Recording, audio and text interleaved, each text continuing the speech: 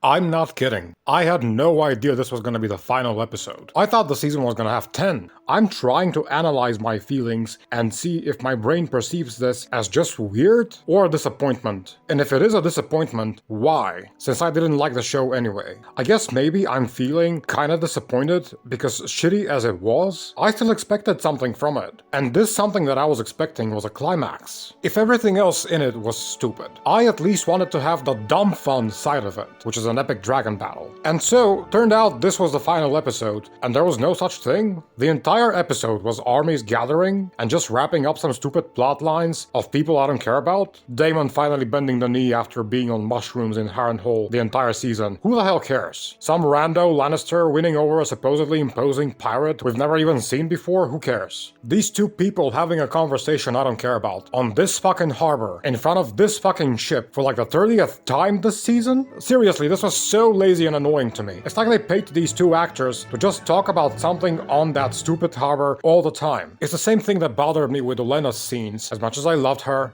every other scene being in those stupid gardens, as if she were chained to a pole there or something, and it being so obvious that they even inserted an ironic line about it. If I have to take one more leisurely stroll through these gardens, I'll fling myself from the cliffs. This guy should have said, if I talk to you one more time in this friggin' harbor, I'll go drown myself. And this moron, a character that I honestly find more annoying than Joffrey? Wait, let's analyze this for a second actually, because it's an interesting point. In practice, Joffrey was a way bigger piece of psychotic garbage than him, so why would I rather watch stuff with Joffrey than with Criston Cole? When I think about it, it's because Joffrey was psychotic in a way that was interesting to observe. His scenes gave me extreme anxiety, but in a way I enjoyed watching them because they were so damn interesting. As fans said back in the olden days, you loved to hate him. But Criston Cole, his character is both repulsive as fuck and totally uninteresting to watch. Joffrey, I love to hate. Criston Cole, I hate to hate. Am I really supposed to care that he's experiencing PTSD now? A person who last season beat a human head into minced meat?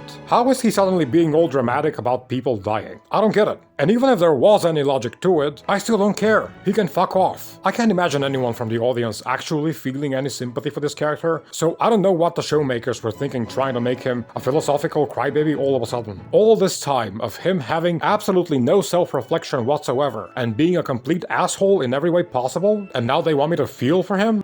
Go hug a landmine. Oh, and I understand now that last episode, that moron flying over King's Landing was actually a trap meant to lure Aemond to come to Dragonstone. Well, again, why the hell then did she not attack him when she had him there? What was the trap spring meant to be exactly? Her killing him? Or her just making him shit his pants and letting him go alive because reasons? And yeah, the bitch fanboys of this show will probably say, "You're an idiot, he was too far away from the castle for her to chase him." I remind you of the actual fucking distance between Dragonstone and King's Landing. In relation to that, he was basically right up at the fucking castle and in her grip, and she let him go. So it really is beyond me what the point of her stupid trap was in the first place. And speaking of distances and logistics again, none of this shit matters as always. Aegon runs away without problems, Alicent travels to Dragonstone and gets there in 3 seconds, whatever. I did like all of Helena's scenes, that I can say for sure, and her clash with Aemon. She's just such a sweet character. Although they did go a bit too far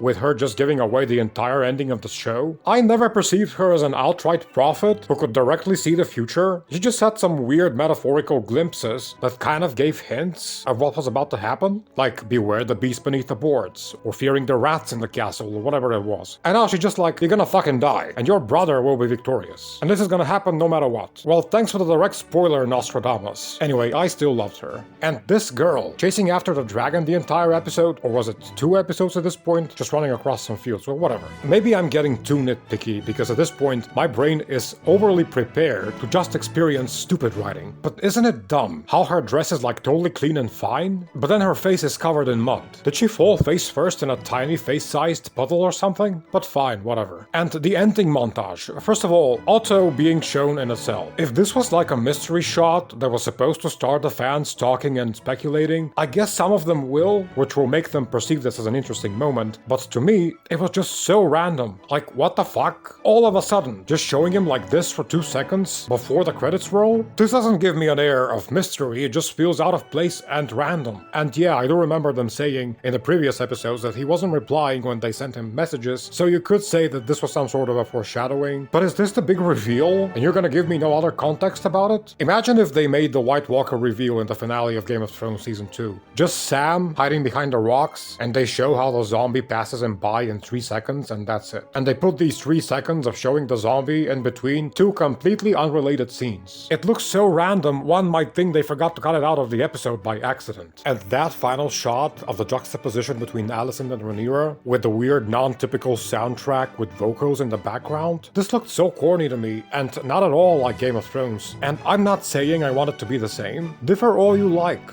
but just make it make sense. Because this didn't when it comes to style. The soundtrack was nice, but it wasn't Game of Thrones. For some reason, this piece of music sounded like they suddenly got inspired by the Dune films.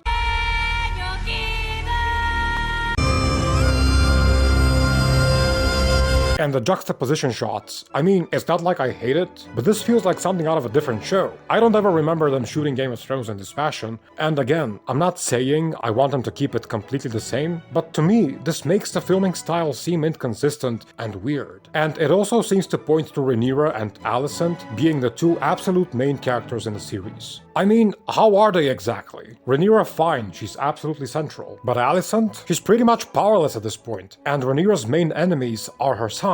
And given the overall theme of the world of Westeros being so complex on account of the number of characters in it, it seems really weird for this show to try and pinpoint just 2 of them as the main ones. This would be like saying Daenerys and Cersei were the main characters in Game of Thrones, or Daenerys and Jon, or Daenerys and Bran. See how it makes no sense? Because a dual narrative system is too simplistic for this universe. But whatever, I was again shocked to all of a sudden find out this is the finale, and it was basically a big nothing burger. Instead of like an epic conclusion, we got an episode of what? Armies gathering for battle? So was Season 2 like a giant trailer for Season 3? Because it certainly feels this way now, and I'd say that would be one of the most brutal cases of franchise milking ever.